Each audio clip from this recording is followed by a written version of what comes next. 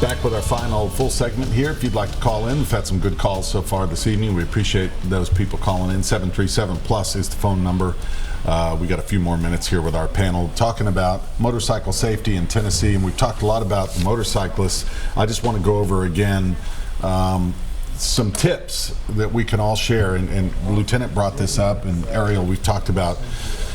I think it's a mindset, like you said, setting off in your day and getting in your car, and there's so many distractions, even with, you got satellite radio, and you got your phone up there, and maybe you got Waze on because you want to check the traffic, and all these things going on, and you've got to kind of reset our minds now that it's better weather. I mean, pedestrians alone, I notice there's more runners out, there's more walkers out, and bicyclists, but motorcyclists are out and about. So as we're driving, you say we got to look twice, right? We got to be pivoting and watching. Yes, as a motorcyclist, always keep your head on a swivel. And one thing that we didn't too much touch on is protective gear. With it being summertime. The doctor mentioned this. So.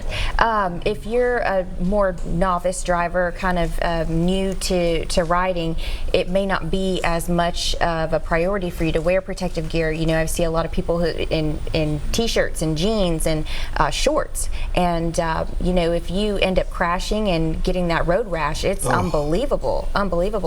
So you definitely want to remind people to wear that protective gear, even though it is summertime, and also wear reflective gear.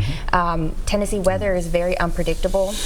It could start raining or get cloudy at random times of the day. So you want to make sure that you're visible as much as possible.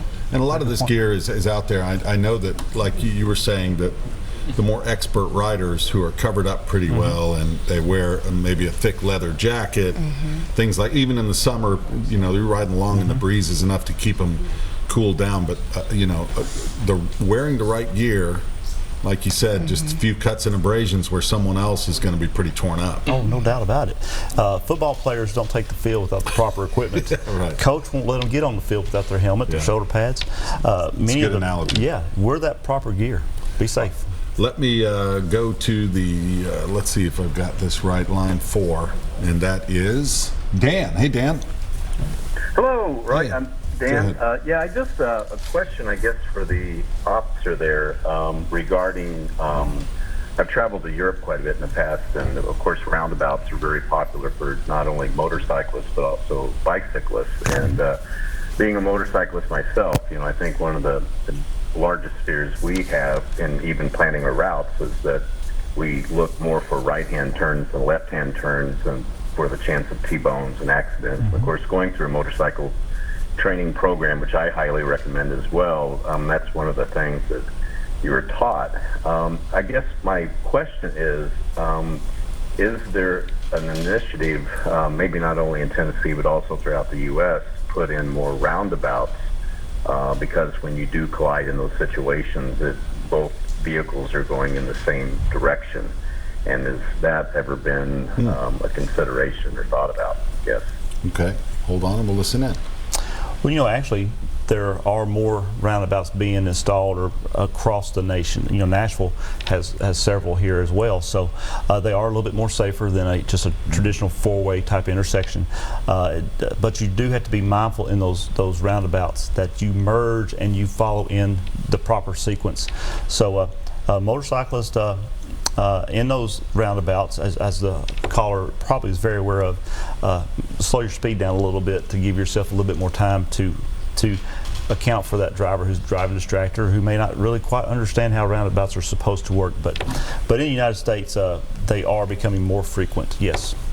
Talk to me a little bit about LED lights, the light bulbs. I've got here on my list that motorcyclists should think about maybe upgrading, if they've got an older bike, to LED bulbs, because they are much brighter. I mean, you can see, and especially in daytime, I've noticed you can really see them, right? LEDs are much brighter. They do give you more of an awareness to the other traffic that's on the roadway with you. Not only the headlights, but your taillights, your turn signals. You really need every advantage that you can have as a motorcycle operator. Like Ms. Tabson said, reflective gear, that's wonderful. Wear that gear. Make yourself more visible. LED lights, they also give you a broader range of visibility while you're driving. In Tennessee, we all know that we have wildlife, and deer and possums and other animals that like to cross the roadway. So with that brighter headlight, it gives you more opportunity to slow your bike down to see that possible danger a few moments beforehand, and you can slow down or stop or swerve and take the proper action to avoid being involved in a crash. Let's go to, I hope I'm hitting this right, line 5. And what was the name again, Taylor? Sorry. Vincent. Hi, Vincent. You there? Vincent, are you there? Let's try this one. Vincent, are you there?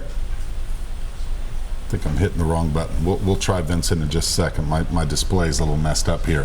One thing we don't want is for you to have to visit the dock here at any point in time, because we've talked a little bit about some of the injuries, and they can really be horrific. I mean, you're lucky if you get away with just a road rash, which in of itself can be painful. And I know when you mentioned arms and legs out and orthopedic injuries, we all kind of collectively groaned, because you know, that can, even though it's not a brain injury, that can be life-changing as well. Oh, it can. I mean, and we can take this degrees of graphic that we're probably not going to do. Right. But you can imagine that, you know, limbs can get severely injured and compromised forever. You know, somebody could have a bad leg injury and have a nerve injury along with it and never be able to walk on that limb again. Certainly not the same way they're used to. Yeah. We won't get too graphic. We're going to go ahead and take a break, and we'll try to get to our final phone call in the final segment, which is coming up here in just a few minutes. We'll take a quick break and be right back.